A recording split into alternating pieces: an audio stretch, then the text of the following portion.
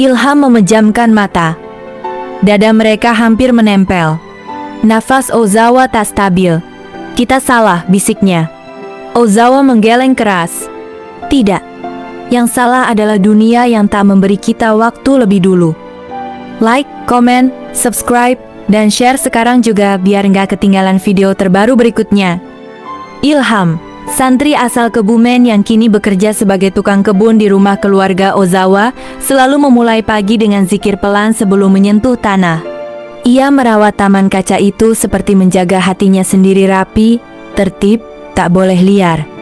Namun sejak Nyonya Ozawa mulai sering turun ke taman, ketenangan itu berubah. Perempuan itu anggun, terawat, tapi matanya menyimpan sepi yang dalam. Setiap sore ia berdiri terlalu dekat saat Ilham memangkas mawar. Wangi parfumnya bercampur aroma tanah basah, membuat napas Ilham terasa berat. "Ilham, bunga ini kenapa tak kunjung mekar?" tanyanya lembut. Ilham menunduk. "Mungkin akarnya terlalu lama terkurung, Nyonya." Ozawa tersenyum tipis. "Seperti saya." Kalimat itu menggantung di udara. Suatu senja, ia meminta Ilham menemaninya minum teh di beranda taman. Jarak mereka hanya sejengkal. Lutut hampir bersentuhan. Suara air mancur mengisi keheningan yang menegang. "Apa kau tak pernah merasa kesepian?" tanyanya pelan. Ilham menelan ludah. Ia bisa merasakan tatapan Ozawa menelusuri wajahnya, mencari sesuatu pengakuan, mungkin juga keinginan. Untuk pertama kalinya, Ilham berani menatap balik. Dan di detik itu, batas yang selama ini ia jaga, mulai retak. Sejak senja itu, Ozawa tak lagi sekadar turun ke taman. Ia datang dengan alasan kecil menanyakan pupuk, meminta diajari menanam, atau hanya berdiri diam memperhatikan Ilham bekerja. Sore itu hujan turun tiba-tiba. Taman kaca dipenuhi embun dan suara rintik yang memukul atap transparan. Ilham hendak masuk, tapi Ozawa sudah lebih dulu berdiri di depannya basah, rambutnya menempel di pipi. "Aku benci pulang ke kamar yang terasa kosong," ucapnya lirih. Ilham mencoba menjaga jarak. "Nyonya sebaiknya masuk, nanti sakit." Ozawa justru melangkah lebih dekat. Tangannya meraih pergelangan Ilham. Hangat, tegas. "Kenapa kau selalu menjauh? Apa aku tak cukup untuk membuatmu melihatku sebagai wanita?" Pertanyaan itu menusuk. Ilham terdiam. Napasnya tak teratur. Hujan semakin deras, membuat dunia di luar terasa hilang. Ozawa menyentuh dada Ilham, merasakan detaknya yang cepat. "Kau bergetar, bukan karena dingin." Ilham mencoba melepaskan tangan itu, tapi Ozawa menariknya ke dalam pelukan. Tubuh mereka basah dan panas dalam waktu bersamaan. "Jangan tinggalkan aku sendirian," bisiknya di dekat telinga Ilham. Dan untuk pertama kalinya, Ilham tak langsung beristighfar. Ia memeluk balik. Setelah hujan sore itu, sesuatu berubah. Ozawa tak lagi menyembunyikan tatapannya. Ia datang hampir setiap hari, berdiri terlalu dekat saat Ilham membungkuk merapikan tanah. Jari-jarinya kadang sengaja menyentuh punggung tangan Ilham, seolah menguji seberapa jauh ia bisa melangkah. Ilham mulai kehilangan tenangnya. Zikirnya terasa pendek. Pikirannya sering kembali pada pelukan basah di bawah hujan. Suatu malam, Ozawa memanggilnya ke taman kaca. Lampu temara membuat bayangan mereka menyatu di dinding. "Apa kau menyesal memelukku?" tanyanya langsung. Ilham menatap bunga melati di sampingnya. "Saya takut, ini salah." Ozawa mendekat, memegang wajah Ilham agar menatapnya. Matanya basah, tapi ada api di dalamnya. "Kalau ini salah, kenapa kau tak berhenti datang saat aku memanggil?" Ilham tak punya jawaban. Ozawa merapat, dahinya menyentuh dada Ilham. Nafasnya hangat menembus kain tipis. "Aku tak bisa tidur tanpa memikirkanmu." Pengakuan itu mengguncang pertahanan terakhir Ilham. Tangannya yang semula kaku perlahan memeluk pinggang Ozawa. Bukan lagi ragu, tapi sadar bahwa ia sedang tenggelam. Dan malam itu, bukan hanya hujan yang turun. Batas yang dulu mereka jaga, benar-benar runtuh. Hubungan itu berubah menjadi rahasia yang hidup dan bernapas. Ozawa tak lagi menunggu alasan. Ia memanggil Ilham ke ruang baca saat rumah sunyi. Lampu redup, tirai tertutup rapat. Jarak mereka kini bukan lagi kecanggungan melainkan kebutuhan. "Aku memikirkanmu sepanjang hari," bisik Ozawa, jemarinya menelusuri lengan Ilham perlahan. "Kau tahu betapa tersiksanya aku saat melihatmu tersenyum pada orang lain." Nada suaranya lembut, tapi mengandung kepemilikan. Ilham mencoba menenangkan. "Itu hanya pekerjaan, Nyonya." Ozawa menggeleng, mendekat hingga napas mereka bercampur. "Jangan panggil aku begitu saat kita berdua." Tangannya mencengkeram kerah baju Ilham, menariknya lebih dekat. Tatapannya tak lagi meminta, ia menuntut. "Aku tak mau berbagi kamu." Ilham merasakan gejolak yang tak bisa ia bantah. Antara takut dan ingin. Antara iman dan tubuh yang bereaksi setiap kali Ozawa menyentuhnya. Ozawa menyandarkan kepala di dada Ilham. "Kalau kau pergi, aku tak tahu harus hidup untuk apa." Kalimat itu seperti rantai. Ilham memeluknya erat, hampir posesif tanpa sadar. Untuk pertama kalinya, bukan hanya Ozawa yang takut kehilangan, ia juga. Dan malam itu cinta mereka tak lagi terasa seperti pelarian. Ia mulai terasa seperti kepemilikan. Pagi itu Ilham hanya tersenyum sopan pada salah satu staf dapur. Tak lebih dari percakapan singkat tentang jadwal penyiraman tanaman. Namun dari balkon lantai 2, Ozawa melihat semuanya. Siang harinya ia memanggil Ilham ke taman kaca. Wajahnya tenang, terlalu tenang. "Kau terlihat akrab dengannya," ucapnya pelan. "Itu hanya bicara pekerjaan," jawab Ilham hati-hati. Ozawa melangkah mendekat. "Jangan pernah tersenyum seperti itu pada wanita lain." Ilham terdiam. Nada itu bukan lagi permintaan. Ozawa meraih tangan Ilham, menggenggam kuat seolah takut direbut dunia. "Kau tahu betapa aku menunggumu setiap hari? Betapa aku menghitung detik hanya untuk melihatmu datang." Nafasnya bergetar, matanya tajam oleh cemburu. "Aku tidak berbagi, tidak dengan siapapun." Ilham merasakan dada sesak antara bangga karena diinginkan dan takut karena terikat. Ozawa mendekat hingga tubuh mereka hampir tanpa jarak. "Kalau kau membuatku cemburu lagi, aku tak tahu apa yang bisa kulakukan." Bukan ancaman keras, tapi cukup untuk membuat Ilham sadar. Ia bukan lagi sekadar tukang kebun. Ia telah menjadi milik seseorang yang tak ingin kehilangan apapun. Sejak hari itu, Ozawa semakin mengikat Ilham dalam lingkarannya. Ia mengatur jam kerja Ilham secara halus, memastikan tak ada celah bagi perempuan lain mendekat. Suatu malam saat rumah sunyi dan angin menggoyang tirai taman kaca, Ozawa datang lebih dulu ke kamar kecil dekat gudang alat. Ilham terkejut melihatnya di sana. "Kau menghindariku," ucap Ozawa tanpa salam. "Saya hanya mencoba menenangkan diri," jawab Ilham pelan. Ozawa mendekat, menekan tubuh Ilham ke dinding kayu. Tatapannya tak lagi lembut, itu campuran rindu dan amarah. "Jangan pernah menjauh dariku lagi." Tangannya mencengkeram pergelangan Ilham, seolah takut ia benar-benar pergi.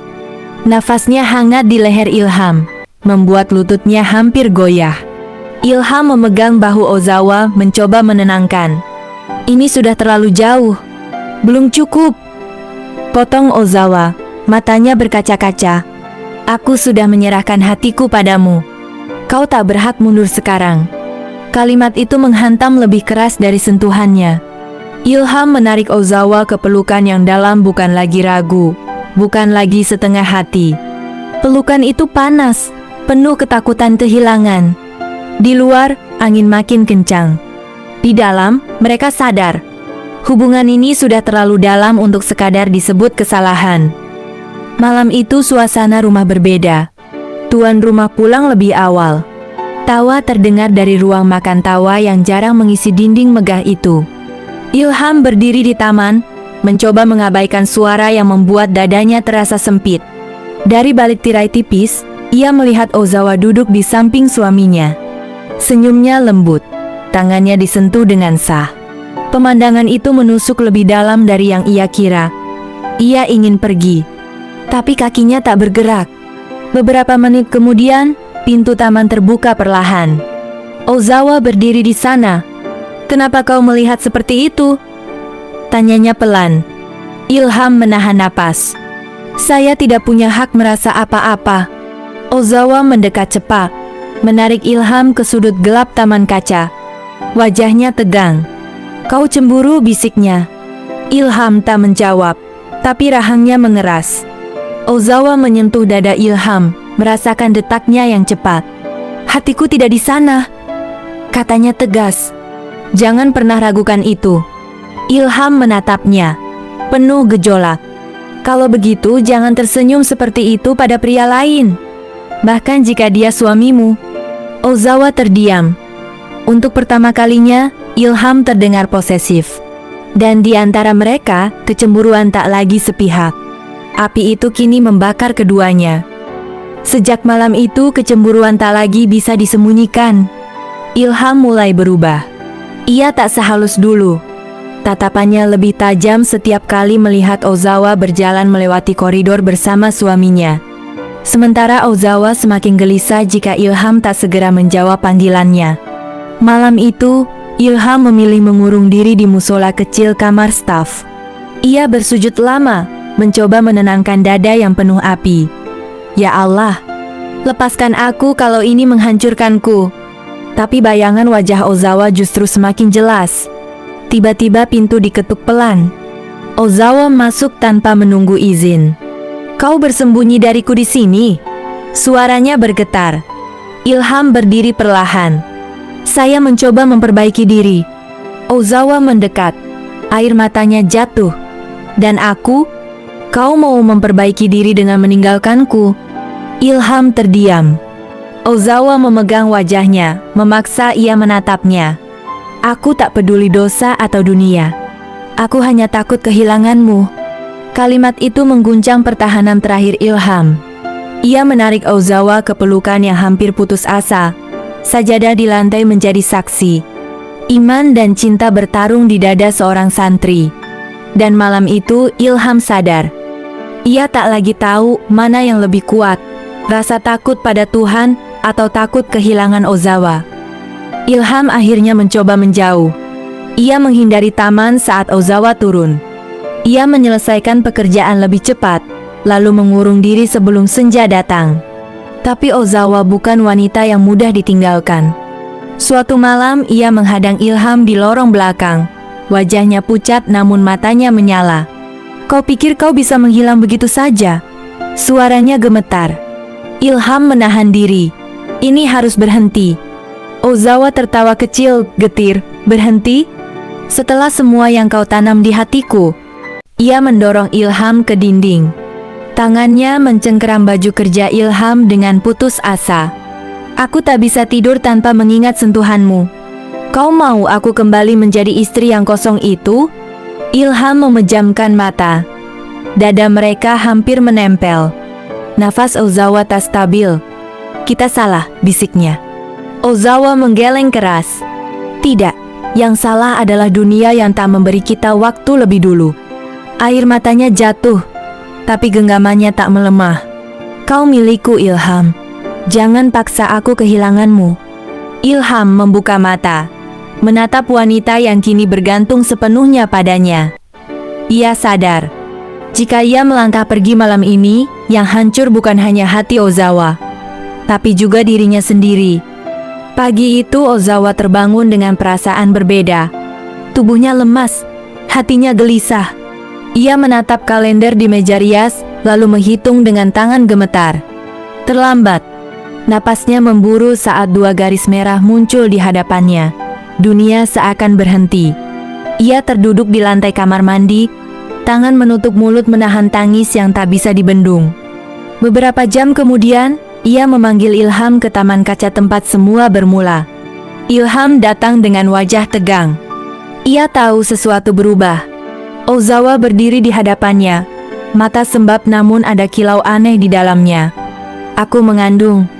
Kalimat itu jatuh seperti petir. Ilham terdiam. Jantungnya berdetak keras hingga terasa di tenggorokan. Ozawa melangkah mendekat. memegang tangan Ilham dan meletakkannya di perutnya yang masih datar. Sekarang kau tak bisa pergi. Bukan ancaman, bukan paksaan. Itu ketakutan yang bercampur harapan.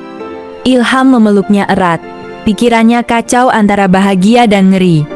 Di luar, taman tetap indah seperti biasa. Namun di dalam rumah itu, sebuah rahasia tumbuh. Dan waktu perlahan mendekatkan mereka pada kebenaran yang tak bisa lagi disembunyikan. Musim berganti. Perut Ozawa mulai membesar. Tak lagi bisa disembunyikan dengan gaun longgar dan senyum palsu. Rumah itu terasa makin sunyi, tapi juga makin tegang. Ilham tak lagi setenang dulu. Ia bekerja seperti biasa, namun tatapannya berbeda, lebih dewasa, lebih berat. Suatu sore di taman kaca, Ozawa berdiri di hadapannya. Wajahnya pucat, tapi tekadnya jelas. "Aku tak bisa terus hidup dalam bayangan," katanya pelan. Ilham menatap wanita yang dulu membuatnya goyah. Kini ia melihat bukan hanya cinta, tapi konsekuensi. "Anak ini tidak salah," lanjut Ozawa, tangannya memegang perutnya lembut. "Kita yang harus bertanggung jawab." Angin sore menggerakkan daun-daun yang dulu menjadi saksi rahasia mereka. Ilham menghela napas panjang. Untuk pertama kalinya sejak semua bermula, ia tak memeluk Ozawa. "Aku akan pergi," ucapnya lirih.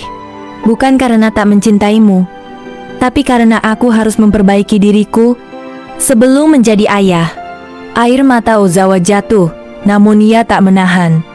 Di antara bunga-bunga yang pernah menyala oleh gairah terlarang, kini tumbuh keputusan yang pahit.